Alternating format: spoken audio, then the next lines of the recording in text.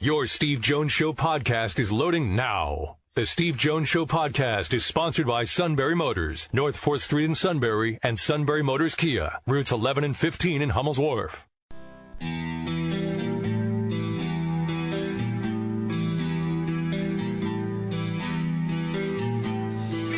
Sports talk where your voice counts. This is the Steve Jones Show on News Radio 1070 WKOK. Now from the Sunbury Motors Studio, here's Steve Jones. Sunbury Motors, 4th Street in Sunbury. Sunbury Motors Kia, routes 11 and 15. Hummel's Wharf online at sunburymotors.com.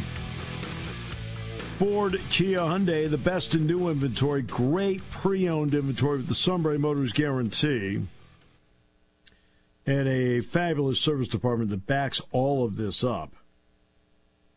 It is at Sunbury Motors, 4th Street in Sunbury. Sunbury Motors Kia, routes 11 and 15, Hummel's Wharf, and online at sunburymotors.com. Time now for our play-by-play call of the day.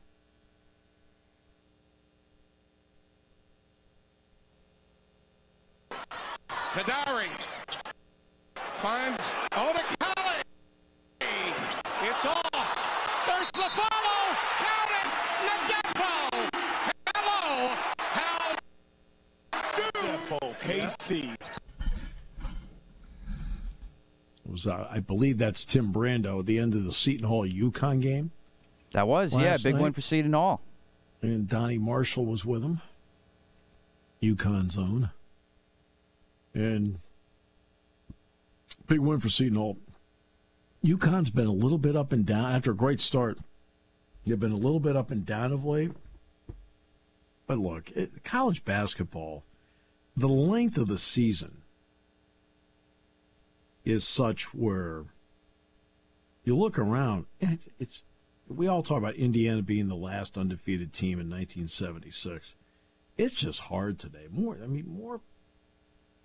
teams have players. It makes a big difference. Obviously, I've seen Purdue in person. They're 17-1. I've seen Charleston in person. They're 19-1. I've seen them in person a couple times. I haven't seen Florida Atlantic. They're 17-1. I haven't seen them. But two of the three that are right in that range, I've seen play in person. It's just hard to do. Rutgers and Michigan State play tonight. Michigan State's 12-6. Rutgers 13-5. Good teams.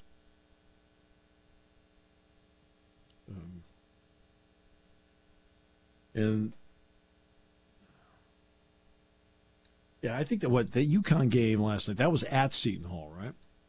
Yeah, that was at Seton Hall. Yep. Yeah, and Danny Hurley did not coach the game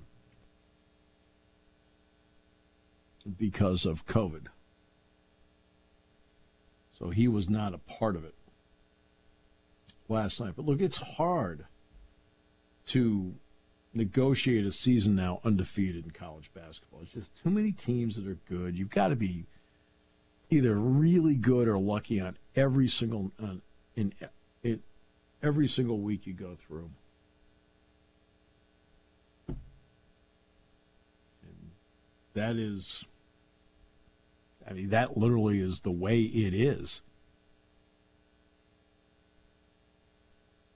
in college basketball now. Getting a team to go all the way through and not lose, boy, it's not impossible, but it's extremely difficult. Talia Tungavailoa, by the way, is going to come back to Maryland for one more season. So he made that announcement. So he's back next season, and Penn State will play at Maryland in 2023. So we wanted to make sure we had that as part of our news update. We already mentioned about the Jim Harbaugh situation with the NCAA. A year from now, we're still going to be talking about it. He will get through this season. I would be surprised if anything happens between now and the end of the upcoming season. I'd be surprised because there's right now they are at loggerheads over this. He says, no, I didn't lie. He says he doesn't remember any of it. Okay. So I don't think the NCAA knows what to do with it.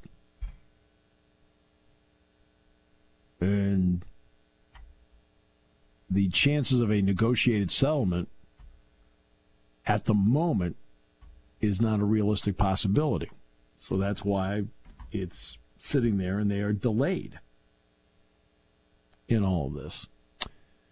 Byron Leftwich officially fired as the offensive coordinator of the Tampa Bay Bucks. Greg Roman resigned as the offensive coordinator of the Ravens.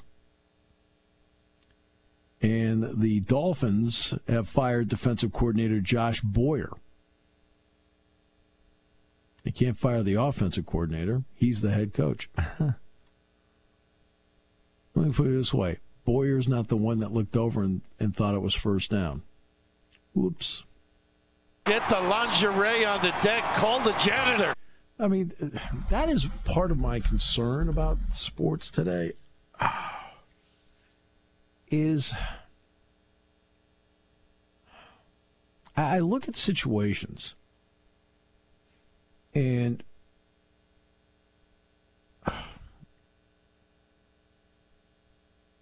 how many times in watching football in the 60s, in the 70s, early 70s, you know how many times teams got hit with delay a game? I can hardly ever remember a team getting delay a game. Hardly ever. Quarterbacks were calling the plays. Boom, they got in the huddle. They called the play. They lined up. They went. Now it's everybody's looking for the perfect call all the time. That's what really strikes me about this. They're trying to see the alignment in the call. Just slow down. You want to know what wins? Execution wins. If I give you the call and you execute it right, you should be able to get what we need. Okay? And they've got till 15 seconds before that thing shuts off. And there are delay of games left and right. I'm watching. The Giants are playing the Vikings. They get to the 1-yard line. Delay a game. Delay a game? Chargers. Delay a game. Like, delay a game for what? Like, get the play in there. Let's go. I mean, we see delay of games all the time because of massive disorganization and massive, I'm trying to outthink the other guy. Stop thinking you're hurting the ball club. Just make a play call and execute it. You've been practicing all week. Do it. Now, I'm watching Nebraska play Ohio State last night. It's late. Okay? The ball gets thrown in, and it goes to Breidenbach. Wilhelm Breidenbach of Nebraska. Oh, my goodness. You couldn't have handpicked a better situation, because I said before the ball was thrown in, I was sitting there with my wife, and I said, the ball goes to Breidenbach, the guy with the glasses. I describe it, who he happened to be to her. I said, you foul him right away. He says he's the worst free throw shooter on the floor for Nebraska. Now, it doesn't mean he's a 30 or 40%, but he's percentage-wise the worst free throw shooter out there and has not been shooting the ball well lately at the line. They threw the ball to him. Nobody touched him. They threw the ball to Tamianga. They fouled him. You know how many free throws Tamianga's missed this season? Probably none. Or not many. One. I was sitting there. I looked over and said, I watch games now. I can't believe what I see. And I know you can get caught up in the moment and so forth. And I know we always talk about, and I mean this sincerely, I think the greatest athletes of our time and the greatest conditioning of our time is now. Every sport I watch has never had better athletes. Every sport I've watched has never had better conditioned, in-shape athletes than what we have now. But I see stuff out there where I just shake my head and go, does anybody know how to play? I mean, really? How well do these individuals know how to play? I mean, you don't think they went over it in the Ohio State scouting report? Like, you fouled that guy? No, they gave him a pass. Now the guy's 23 or 24. Let's foul him. What, because he hasn't been in the line that much this year? What? What was the thought process behind that? Like, what are they doing here? And I see that happen all the time. That's not an isolated incident. I see it all the time.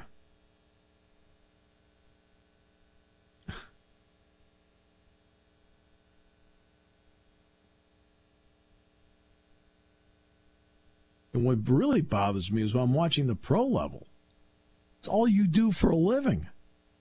How many meetings do you go to? Go over this, go over this, go over this, go over this, go over this, go over this. Okay, now we're going to do it during the course of the week. We've tried to get guests on this show from the NFL, and we've been able to get them, but it takes a lot of work to get them on because we're trying to base it around open time between meetings and practice because that's what they do for a living. So we totally understand that. We get that part of it, right? But we're always working for it. But it tells you that this is what they're doing over and over again. That's what they do for a living. And then they get to this, and we thought it was a first down. The marker's right in front of you. It says fourth. Call a play. And you get a delay of game. So we'll fire the defensive coordinator. Okay. All right. Yeah. Okay.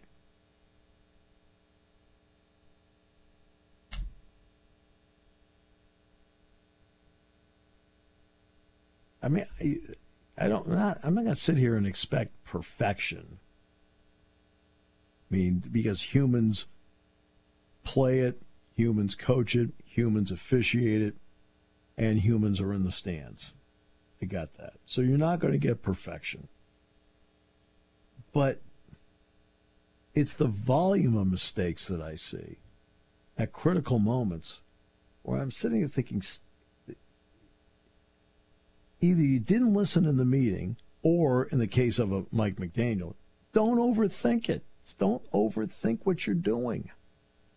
Don't be in pursuit of the perfect call. You just call what you think is the best in the moment, and then go from there. How many times do we see timeouts wasted? Timeouts are wasted because the play clock's at 2. They gave you 40 seconds. The play clock's at 2? Really?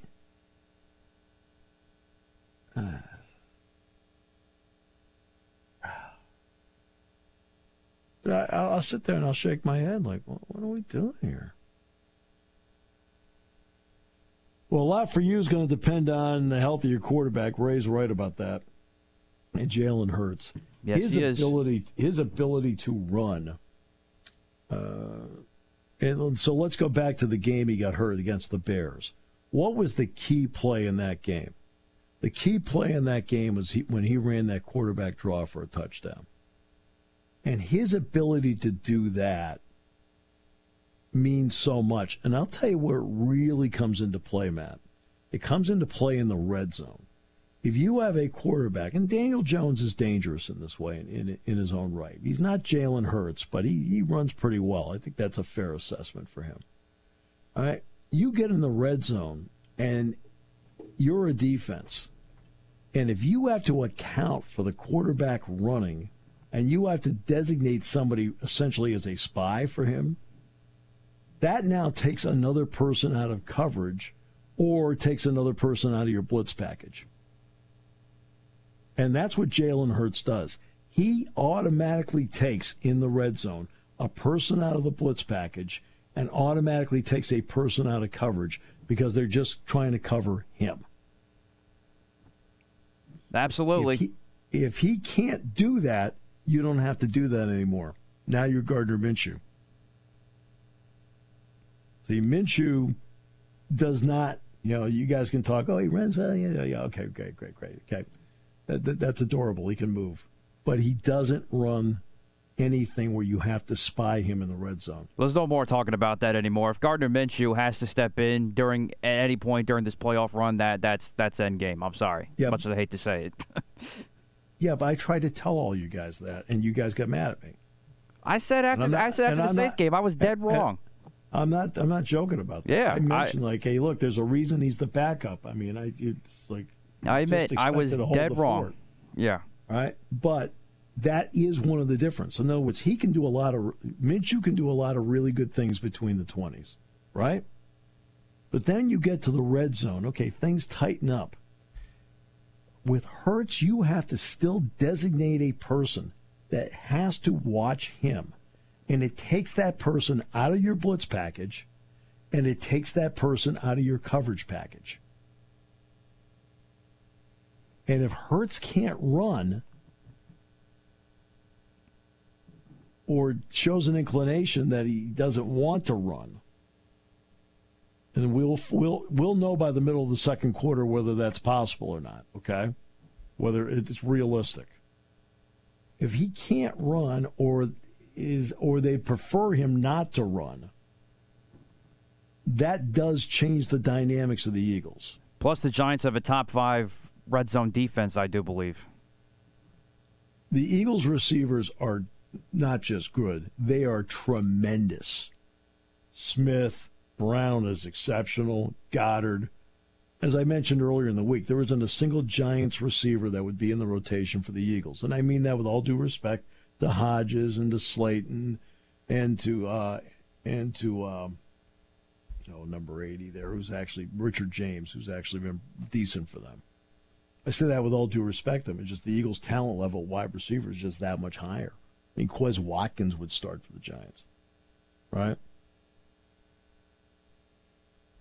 But there is something about a quarterback, and this is something Jack Ham and I have talked about for years, when Penn State had Zach Mills, when they had Michael Robinson, when they had Darrell Clark, when they had Trace McSorley.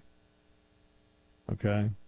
And Sean Clifford had this ability. In the red zone, Sean could run. But we talked about that. If you have a traditional pocket quarterback, and Penn State over the years has had some of those guys. Matt McGloin was one of those guys. Anthony Morelli was one of those guys. Just to cite a couple of examples, Christian Hackenberg was one of those guys. Okay? Guys that could really throw it, no question, but you did not need to spy that quarterback in the red zone. So you could do whatever you want in your blitz package. You want to send that guy to go after him, go ahead, you can send him. If you want to drop him back into coverage and drop anywhere from 6 to 8 different guys in coverage, you could do it because you don't have to spy that kind of quarterback. And that's where it does make a big difference. Now, the touchdown he scored against the Bears, I want to say was, 35-yard line? You're not quite the red zone yet, but that thing opened up, and, of course, he has such great speed and he has a great feel for running that play. It's just special to watch him run it. And the area where Hurts, above all, has just made such a difference, and it's going to be a difference maker in this game. His accuracy throwing the football has gone from C+ to maybe B-, all the way up to really A and at times A+. There's rarely a throw I've seen him. I mean, you've seen every throw this season, I'm sure. I can't think of more than a handful of throws all year where I sat back and went, "Ooh, what was that?" Like almost everything else has been boom, on target, a target, drops it in the bucket. It's really been special to watch. And you're still mad he was 4th on Peter King's MVP ballot. Oh yeah. Why?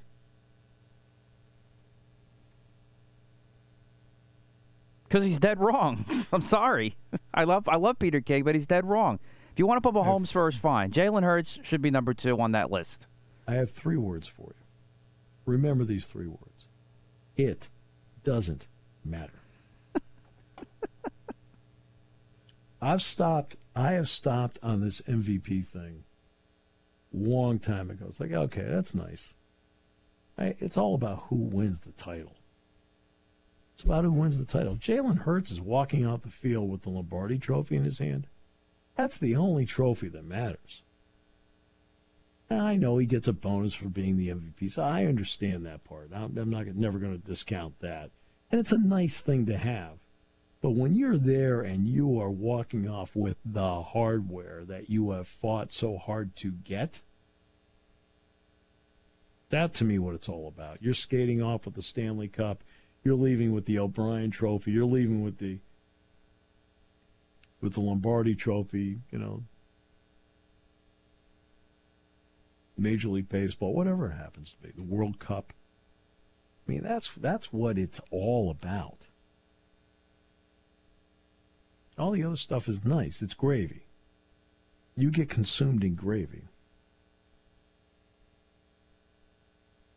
Why? And I'm not anti-gravy. I'll put it on my potatoes. I mean, Well, I'm glad to hear that at least. but why are you pro-gravy?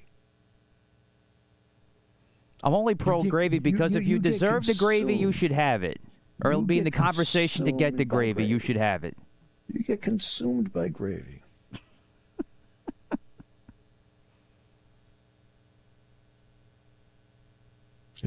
Consumed. It doesn't matter. When I asked you who was last year's MVP, you didn't know. I get it from Well- that standpoint. When I asked you who was last year's Super Bowl winner, you seemed to know.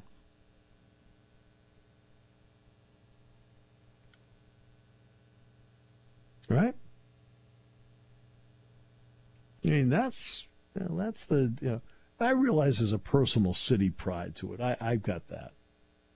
You want Bryce Harper to be, the National League most valuable player. I got that. You wanted Aaron Judge to be the American League most valuable player. I got that. Okay. But, you wanted Joel Embiid to be the MVP of the NBA. I got that. I understand that. It's a personal pride thing.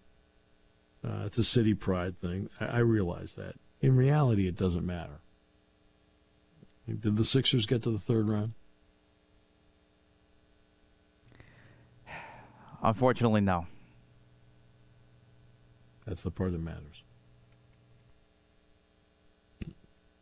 All right. Take a break. Come back. More in a moment. Here on News Radio 1070 WKOK. There's something to be said about a sale with a handshake, a service technician who really knows what he's doing. They can explain it in English what the problem is. There's nothing better than having that friend you could trust in the area. That's Sunbury Motors, where you get selection, knowledgeable salespeople, and prices that fit your budget, and more important, that friend you can trust. Welcome to Sunbury Motors, Kia, Ford, and Hyundai. You could shop other dealers and compare prices, but at Sunbury Motors, you get their lowest price promise. They research the current used vehicle market and guarantee their used car prices are the lowest. If you find a lower price, Sunbury Motors will beat it. 3 dealers all in one. See their full new and pre-owned inventory at sunburymotors.com. Pick out a vehicle you like and schedule your test drive online. Follow them on Facebook. Sunbury Motors Ford and Hyundai, North 4th Street, Sunbury, and Sunbury Motors Kia, routes 11 and 15 in Hummel's Wharf.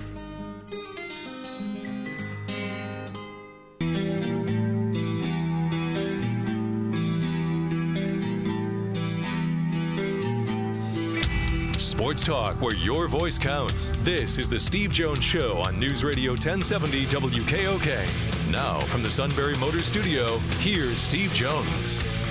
Sunbury Motors, 4th Street in Sunbury. Sunbury Motors Kia, routes 11 and 15, Hummel's Wharf, online at sunburymotors.com. Ford, Kia, Hyundai, best in new inventory, all with great warranties and a great pre-owned inventory with the Sunbury Motors guarantee. Fabulous service department with great technicians. John Clark joins us, NBC Sports Philly. John, welcome back. Great to have you with us. Hey, great to be on. Hope you're well.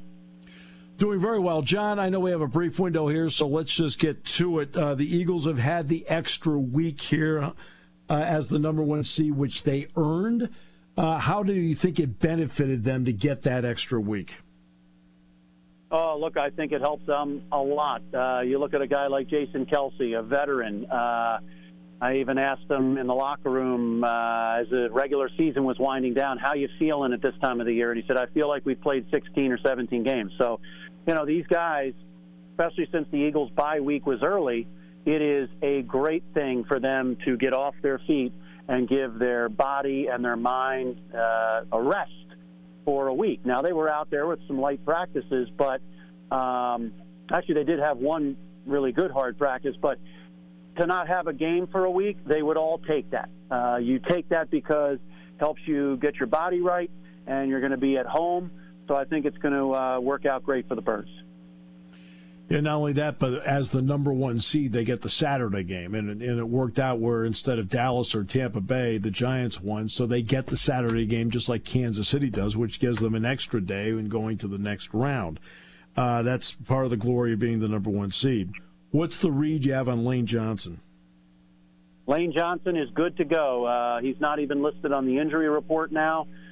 He was a full participant today at practice, and he does not have an injury designation, so he is good to go.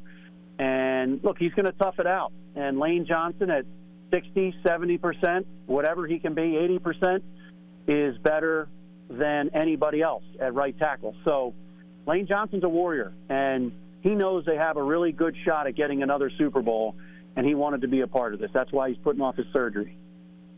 Now here is the next one, and that, of course, is Jalen Hurts. Safe to say in the first quarter and a half, we'll know whether Jalen Hurts feels he has a personal green light to run and move, or that he has to stick in the pocket. Is that going to be the read you're going to get? Yeah, I think early on you'll see if there's a 3rd and 4 and somebody isn't open right away, he's going to run for a first down. And I think he's not going to be 100%, but, look, he can use his legs. It's his shoulder that was sprained. And, he's not on the injury report at all this week, which is interesting. They could have had him on the injury report being probable or questionable or anything, but he's not even on the injury report. So I think he's doing a lot better. It'll be 5 weeks since he sprained his shoulder in Chicago. So, look, he may not be 100%, but he still threw the ball pretty well in the final regular season game. He did. And it's all on the line now, so he will run. And I would love to see first play just take off and run to show the Giants, like, you're in for it today. I can do whatever I want to out here. I'm full go. What do you think of the important elements that the Eagles need to take care of in this game, John, so that they walk out of there and they're thinking about either San Francisco or Dallas next? Well, my two biggest concerns are Dexter Lawrence on the defensive line. He is just a beast in the middle of that front for the Giants, and you saw the amount of pressure that he got on Kirk Cousins. Difference is Jalen Hurts can get out of the way of that pressure. That's right. Kirk Cousins can't. He's not mobile. But that to me is the biggest concern. That's a huge matchup, him against Jason Kelsey. I mean, Dexter Lawrence has what, 30, 40, 50 pounds on Jason Kelsey, and so I think the guards for the Eagles are going to help out Kelsey a little bit. But I am worried about Dexter Lawrence. He's a guy who I think can wreck a game, but then again, the Vikings don't have the offensive line that the Eagles have. And then on the other side of the ball, the main guy that I'm worried about is Saquon Barkley, because they're doing some different things with him. He's getting out into space. He's catching some passes, so it's not like they're just running him into the middle of the line. And basically it's hey, let's get him out in space, kind of like a Christian McCaffrey sometimes. And you saw that first touchdown against the Vikings, I believe it was. He's dangerous that way. So Daniel Jones doesn't concern me as much because the Eagles have some great corners. You could argue the best corners in the NFL. They gave up the fewest passing yards in the NFL this year. The Vikings, they have the worst passing defense. So that's why I think Daniel Jones had such a big day. It's Saquon Barkley that I think they really have to worry about. Right, and that's a big one. There's no question about it. And he's the focal point of what they do. Because as I've pointed out, John, many times, the Giants, which to their credit have done a great job just to get here, there isn't a single wide receiver that they have or a tight end that would be playing for the Eagles, let alone starting. And so it comes down to a guy like Barkley. He's their best football player over there. Absolutely. And on the other side, Dallas Goedert, I think, could be a big part of this game because he didn't play against the Giants in that first game at MetLife, and he did not play against the Giants starters in the last regular season game. And the way the Giants play defense, I think that Dallas Goedert could have some big plays over the middle. Because when they played at the Meadowlands, the Eagles crushed them. I mean, they scored 48. They could have had 88 in that game. They toyed with the Giants. Then, of course, the last game, the Giants sat down a lot of people, and the Eagles kept it really vanilla and still won the game by 6. So do you get any read out of either one of those two games that applies to Saturday night? That's a good question. It's so tough. Look, when I look at this, the Eagles are a much more talented team. And there's not many spots you would say, I take the Giants player over the Eagles player at a particular position. Is Saquon Barkley better than Miles Sanders? You could say that. Dexter Lawrence, okay. But there's not many other spots where you would say the Giants arguably have a better player at that position. And I think the Eagles are a better team, and if there's no rust, I mean, they might be a little rusty at the beginning of the game, and the Giants are on a roll. But remember, the Giants are also going to be playing their third straight road game in 5 out of 6, and it's a short week for them, having played on Sunday. So I think it could be close early, but I do think that the Eagles will win by double digits, 10, 13 points, something like that, and pull away in the fourth quarter. Finally, what does the atmosphere mean at the Link?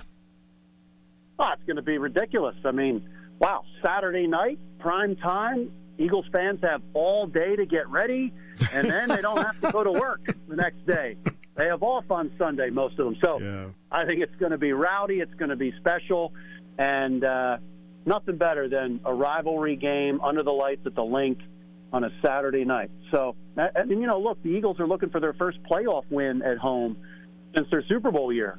So it's good they're back home for at least one game, hopefully two. I believe, John, I referred to it earlier as it'll be a finely tuned crowd.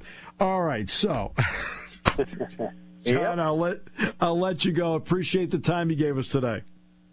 Hey, you got it. Have a good one, and enjoy the weekend of great football. Yeah, I can't wait. Thanks, John. You got it. Take care. The outstanding John Clark, NBC Sports Philly. We'll take a break. King, we're going to get some picks in. Matt has been, he is so worried about the Giants-Eagles game. I'm going to be anxious to hear his pick. I'm curious about your pick, too, actually. Why? You don't care what I pick. I'm just curious. By the way, Bill O'Brien's interviewing for the Patriots offensive coordinator job. We'll come back with more in a moment here on News Radio 1070 WKOK.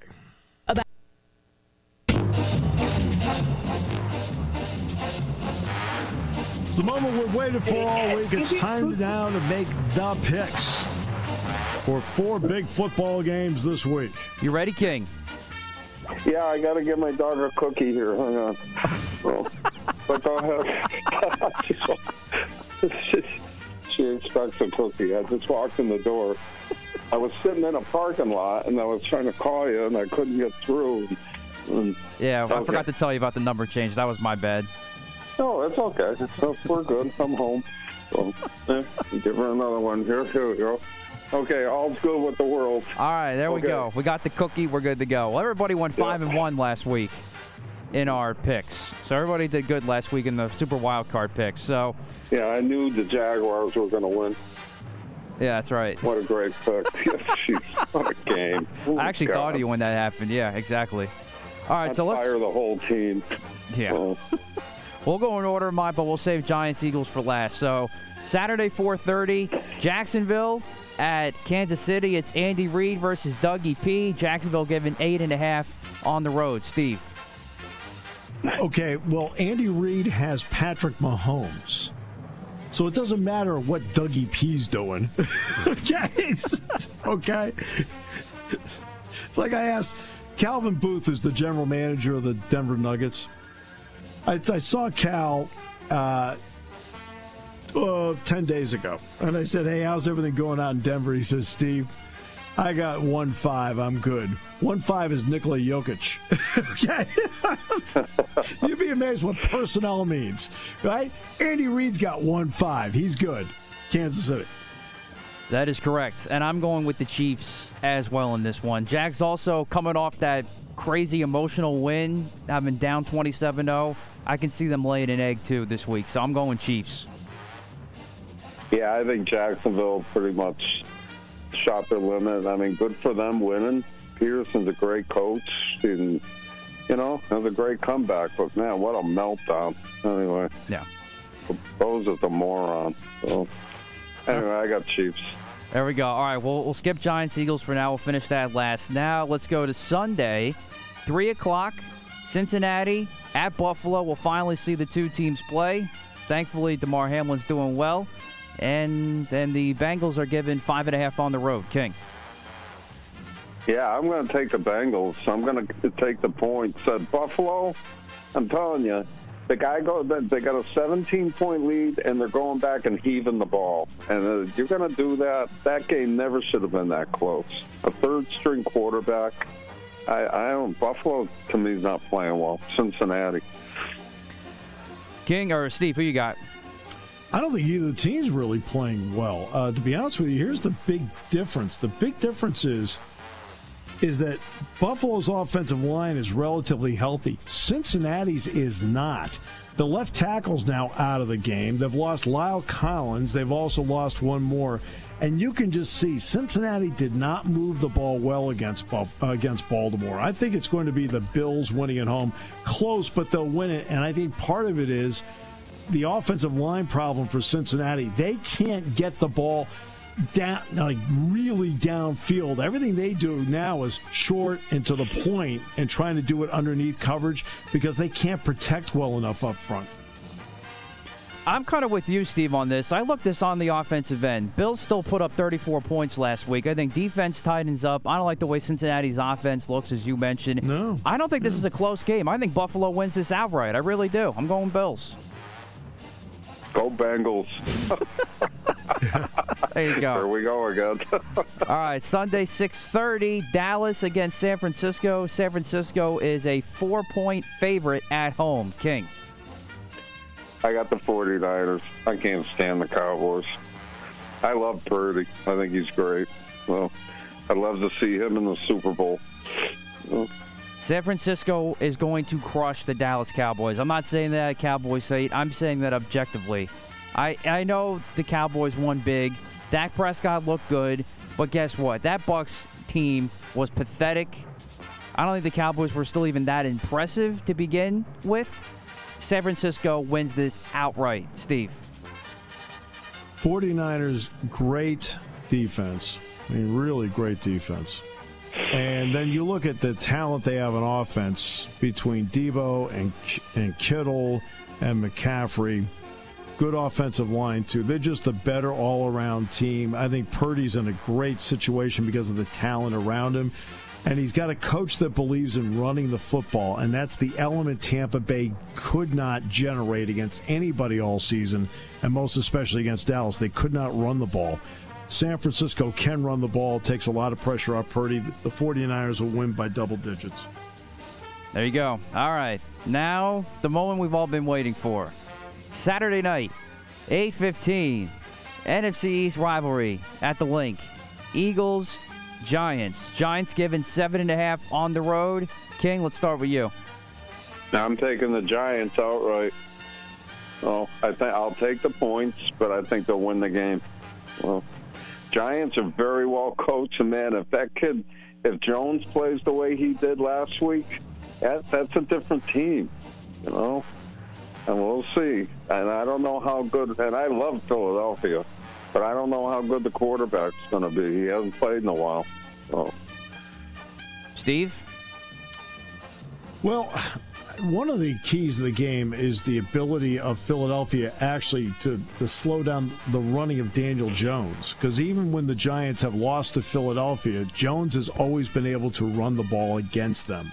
So they've got to get him under control to go with Barkley. I think it's going to be a good game, but Philadelphia is better, I would say, at a minimum of 16 out of the 22 positions on the field. And because of that, I've got to go. Any team that is better at 16 out of 22 spots, all right, is the better team. And Philadelphia will win the game, and I think they'll win the game by at least 10. All right. I pretty much thought that's where you were going to go, but I was still curious. All right, as far as for me, I'm going to go with the Eagles here. As I said before all week, this game worries me more than it did last week. I think the Eagles wouldn't be surprised they're a little slow. Wouldn't be surprised if the Giants got out to a lead because of the momentum they bring in. But I think Eagles turn it up, get out to a lead. Giants come back, make it close. It's going to be like a back-and-forth close game. Eagles win by 8, 31-23. I think the Eagles get out quick in this game. A team that's peaking at the right time. You're right. Absolutely. I will not be shocked if the Giants win this game. Yeah, and they were counted out all year. Yeah, they're good, but they're not that good. Yeah, they're good, but they're not that good. I mean, myself, I didn't pick them every week. And all of a sudden, look where they are. And they won that game last week outright. They were a better team. So we'll see. Quarterback means everything in the NFL. The quarterback. Well, that's why that's why I mentioned with Hurts. What's made Hurts' legs are fine. The question is about him running as to whether he wants to put that shoulder at risk. And if he hasn't played in a while. I mean, if you have a quarterback that can move, defense. If you got a quarterback that can move, it really in the red zone is where it comes into play. Yeah. Because again, you've got to keep a guy to spy. If you have a quarterback that can't move. All right, so let's take your guy there, Eli Manning, for example. We all know Eli was not a guy that could move. So you would not spy Eli Manning in the red zone. You would not. So you can commit that guy to either being a blitzer or you can commit that guy to dropping into coverage.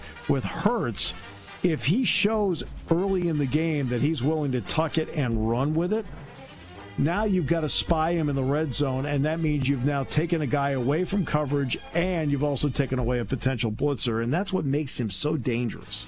Yeah, and they have an extra, when the quarterback can run, the offense has an extra blocker. Yep, no doubt. Oh. No doubt. Exciting. Lock him in. Playoffs this year. Oh.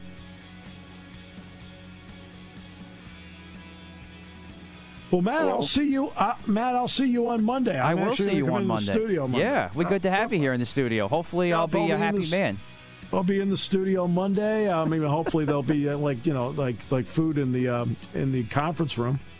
I mean, when most guests come in, that's normally what good organizations do, right? I have let the suit know that you will be in the building. I tried to friend you, Matt, on Facebook. Oh, all right. I'll check it out. I don't know how to do it. I don't have any friends, but I saw you and your family come up, and I said, I'll be a friend, and I hit the button, but I guess nothing happened. I don't know anything about it. I don't know how to play.